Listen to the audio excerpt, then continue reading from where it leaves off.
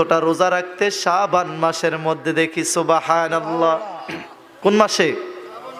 শাবান মাসের মধ্যে এত রোজা রাখতে দেখি, যেটা অন্য কোনো মাসের মধ্যে দেখি না।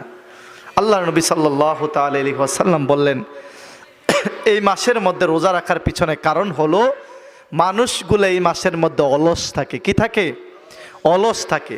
এই জন্য আমি নবী, এই মাসটা হচ্ছে অলসের মাস, এবং এই মাসের মধ্যে আমার আল্লাহ পাক রাব্বুল আলামিনের কাছে আমাদের জীবনের 1 বৎসর জীবনের মধ্যে আমরা যা করেছি এইগুলো আমার আল্লাহর কাছে পেশ করা হয়। চিল্লা বলি সুবহানাল্লাহ। 1 বৎসর আমরা যা করি এটা পেশ করা হয়। যারা কর্মজীবী আছেন, যারা চাকরি বাকরি করেন, তারা জানেন একটা কোম্পানি অথবা একটা দেশ অথবা একটা প্রতিষ্ঠান 1 বৎসর তাদের বাজেট একটা নির্ণয় করা হয়। কথা বলেন ঠিক কিনা? 1 বছর তারা প্রতিষ্ঠানটা কত টাকা বাজেট করবে, কিভাবে চলাবে, সবগুলাকে একটা বাজেট করে।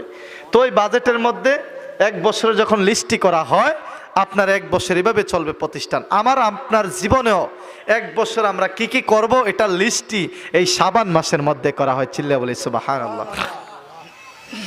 বাবারা আমার,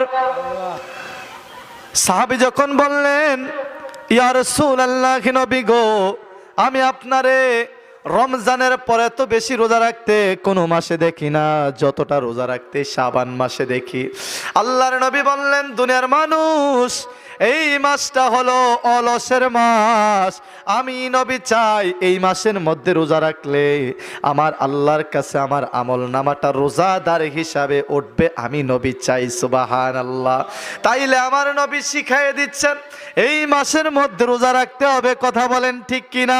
আমার নবীর হাদিসের মধ্যে পাওয়া যায়, আমাদের কাছ থেকে যেই মাসটা বিদায় নিয়েছে রজব মাস, আমার নবী বলেছেন রজব মাস হলো বীজ বপনের মাস, আর এই শাবান মাস হলো গাছ অঙ্কুর ফোটার মাস, গাছ বের হওয়ার মাস, গাছের মধ্যে পানি দেওয়ার মাস। আর রমজান মাস সামনে আসতেছে, এই রমজান মাসটা হলো আপনি ফল ফলাদি গড়ে